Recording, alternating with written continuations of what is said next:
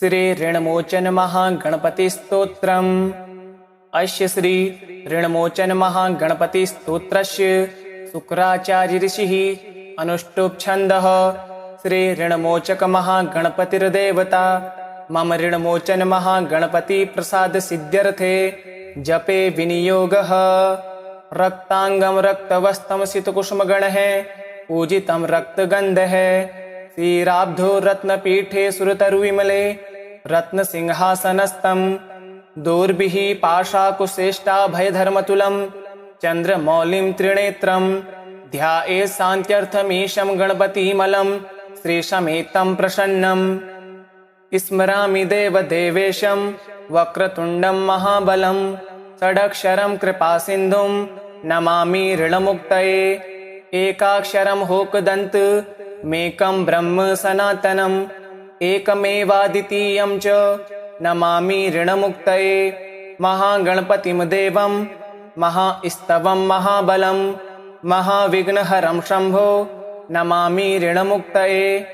कृष्णाम्बरं कृष्णवर्णं कृष्णगन्धानुलेपनं कृष्णसर्पोपवीतं च नमामि ऋणमुक्तये।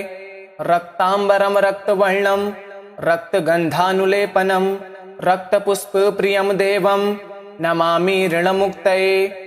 पीताम्बरं पीतवर्णं पीतगन्धानुलेपनं पीतपुष्पप्रियं देवं नमामि ऋणमुक्तये। धूम्राम्बरं धूम्रवर्णं धूम्रगन्धानुलेपनं होमधूपप्रियं देवं नमामि ऋणमुक्तये। भालनेत्रं भालचन्द्रं पाशाकुशधरं विभुं चमरालङ्कृतं देवं नमामि ऋणमुक्तये। इदं तृणहरं स्तोत्रं सन्ध्यायां यः पठेन्नरः षण्मासाभ्यन्तरेणैव ऋणमुक्तो भविष्यति। स्मरामि देवदेवेशं वक्रतुण्डं महाबलं। षडक्षरं कृपासिन्धुं नमामि ऋणमुक्तये। एकाक्षरं होकदन्त मेकं ब्रह्म सनातनम्। एकमेवाद्वितीयं च नमामि ऋणमुक्तये। महागणपतिं देवं महास्तवं महाबलं महाविघ्नहरं शम्भो नमामि ऋणमुक्तये। कृष्णाम्बरं कृष्णवर्णं कृष्णगन्धानुलेपनं कृष्णसर्पोपवीतं च नमामि ऋणमुक्तये।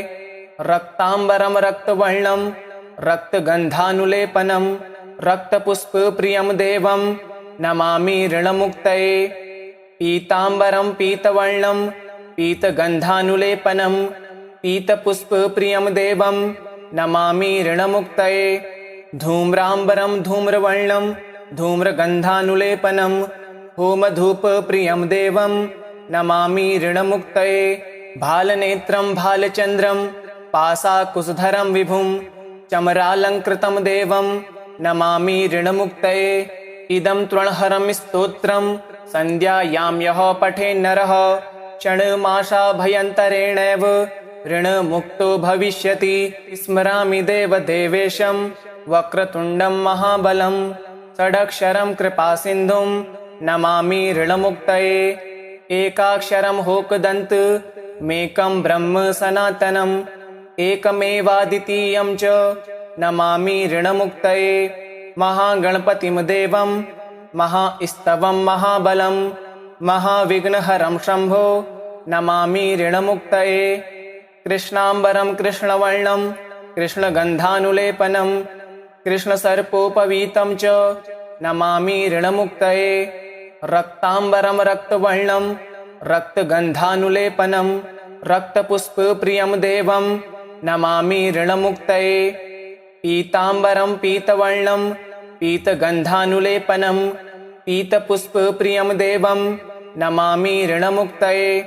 धूम्राम्बरं धूम्रवर्णं धूम्रगन्धानुलेपनं होमधूपप्रियं देवं नमामि ऋणमुक्तये। भालनेत्रं भालचन्द्रं पाशाकुशधरं विभुं चमरालङ्कृतं देवं नमामि ऋणमुक्तये। इदं तृणहरं स्तोत्रं सन्ध्यायां यः पठेन्नरः षण्मासाभ्यन्तरेणैव ऋणमुक्तो भविष्यति। स्मरामि देवदेवेशं वक्रतुण्डं महाबलं। षडक्षरं कृपासिन्धुं नमामि ऋणमुक्तये एकाक्षरं होकदन्त मेकं ब्रह्म सनातनम् एकमेवाद्वितीयं च नमामि ऋणमुक्तये महागणपतिं देवं महास्तवं महाबलं महाविघ्नहरं शम्भो नमामि ऋणमुक्तये कृष्णाम्बरं कृष्णवर्णं कृष्णगन्धानुलेपनं कृष्णसर्पोपवीतं च नमामि ऋणमुक्तये रक्ताम्बरं रक्तवर्णं रक्तगन्धानुलेपनं रक्तपुष्पप्रियं देवं नमामि ऋणमुक्तये पीताम्बरं पीतवर्णं पीतगन्धानुलेपनं पीतपुष्पप्रियं देवं नमामि ऋणमुक्तये धूम्राम्बरं धूम्रवर्णं धूम्रगन्धानुलेपनं होमधूपप्रियं देवं नमामि ऋणमुक्तये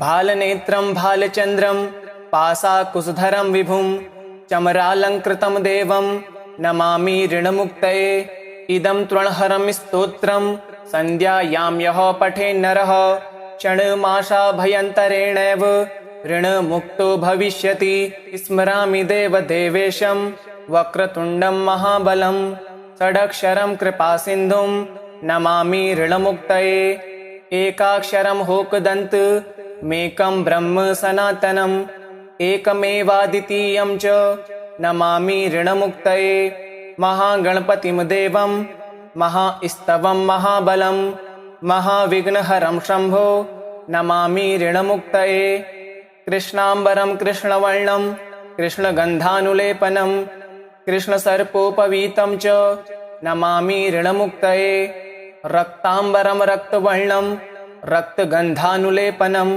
रक्तपुष्पप्रियं देवं नमामि ऋणमुक्तये पीताम्बरं पीतवर्णं पीतगन्धानुलेपनं पीतपुष्पप्रियं देवं नमामि ऋणमुक्तये धूम्राम्बरं धूम्रवर्णं धूम्रगन्धानुलेपनं होमधूपप्रियं देवं नमामि ऋणमुक्तये भालनेत्रं भालचन्द्रं पाशाकुशधरं विभुं चमरालङ्कृतं देवं नमामि ऋणमुक्तये इदं तृणहरं स्तोत्रं सन्ध्यायां यः पठेन्नरः क्षणमाशाभयन्तरेणैव ऋणमुक्तो भविष्यति स्मरामि देवदेवेशं वक्रतुण्डं महाबलं षडक्षरं कृपासिन्धुं नमामि ऋणमुक्तये एकाक्षरं होकदन्त मेकं ब्रह्म सनातनम् एकमेवाद्वितीयं च नमामि ऋणमुक्तये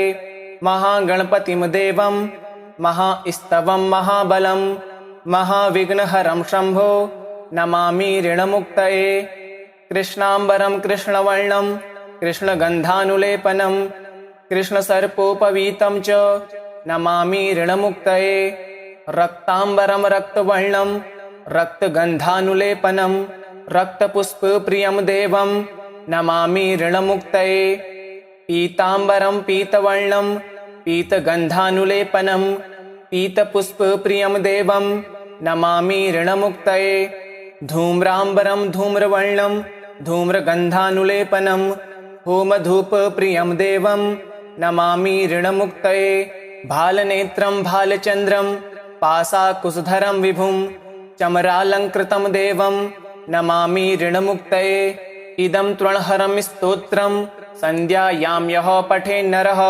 क्षणमाशाभयन्तरेणैव ऋणमुक्तो भविष्यति स्मरामि देवदेवेशं वक्रतुण्डं महाबलं षडक्षरं कृपासिन्धुं नमामि ऋणमुक्तये एकाक्षरं होकदन्त मेकं ब्रह्म सनातनम् एकमेवाद्वितीयं च नमामि ऋणमुक्तये महागणपतिं देवं महास्तवं महाबलं महाविघ्नहरं शम्भो नमामि ऋणमुक्तये कृष्णाम्बरं कृष्णवर्णं कृष्णगन्धानुलेपनं कृष्णसर्पोपवीतं च नमामि ऋणमुक्तये रक्ताम्बरं रक्तवर्णं रक्तगन्धानुलेपनं रक्तपुष्पप्रियं देवं नमामि ऋणमुक्तये पीताम्बरं पीतवर्णं पीतगन्धानुलेपनं पीतपुष्पप्रियं देवं नमामि ऋणमुक्तये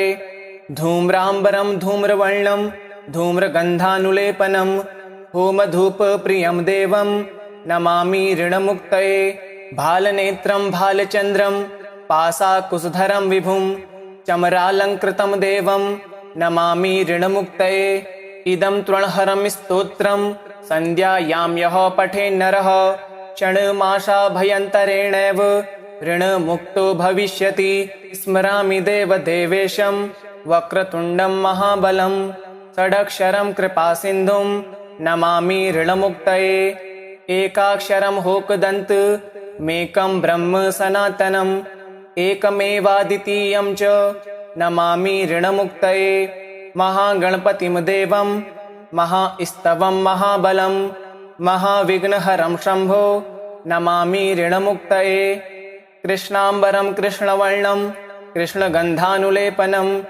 कृष्णसर्पोपवीतं च नमामि ऋणमुक्तये रक्ताम्बरं रक्तवर्णं रक्तगन्धानुलेपनं रक्तपुष्पप्रियं देवं नमामि ऋणमुक्तये पीताम्बरं पीतवर्णं पीतगन्धानुलेपनं पीतपुष्पप्रियं देवं नमामि ऋणमुक्तये धूम्राम्बरं धूम्रवर्णं धूम्रगन्धानुलेपनं होमधूपप्रियं देवं नमामि ऋणमुक्तये भालनेत्रं भालचन्द्रं पाशाकुशधरं विभुं चमरालङ्कृतं देवं नमामि ऋणमुक्तये इदं तृणहरं स्तोत्रं सन्ध्यायां यः पठेन्नरः क्षणमाशाभयन्तरेणैव ऋणमुक्तो भविष्यति स्मरामि देवदेवेशं वक्रतुण्डं महाबलं षडक्षरं कृपासिन्धुं नमामि ऋणमुक्तये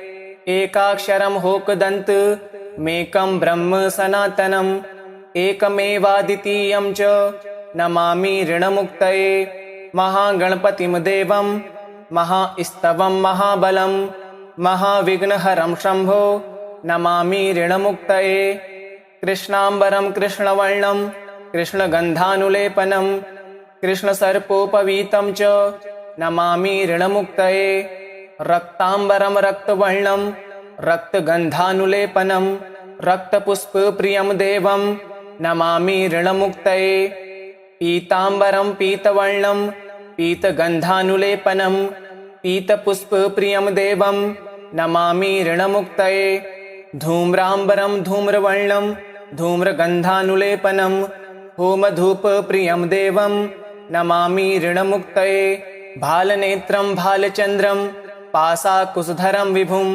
चमरालङ्कृतं देवं नमामि ऋणमुक्तये इदं तृणहरं स्तोत्रं सन्ध्यायां यः पठेन्नरः क्षणमाशाभयन्तरेणैव ऋणमुक्तो भविष्यति स्मरामि देवदेवेशं वक्रतुण्डं महाबलं षडक्षरं कृपासिन्धुं नमामि ऋणमुक्तये एकाक्षरं होकदन्त मेकं ब्रह्म सनातनम् एकमेवाद्वितीयं च नमामि ऋणमुक्तये महागणपतिं देवं महास्तवं महाबलं महाविघ्नहरं शम्भो नमामि ऋणमुक्तये कृष्णाम्बरं कृष्णवर्णं कृष्णगन्धानुलेपनं कृष्णसर्पोपवीतं च नमामि ऋणमुक्तये रक्ताम्बरं रक्तवर्णं रक्तगन्धानुलेपनं रक्तपुष्पप्रियं देवं नमामि ऋणमुक्तये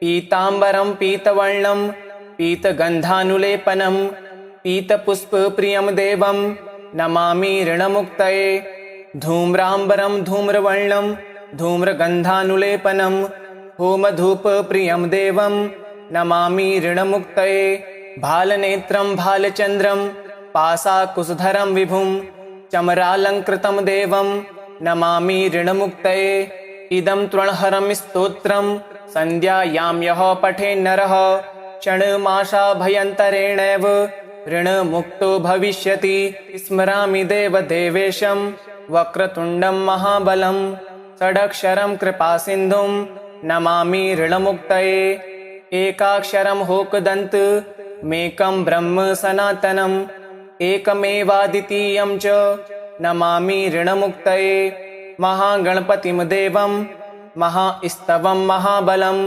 महाविघ्नहरं शम्भो नमामि ऋणमुक्तये।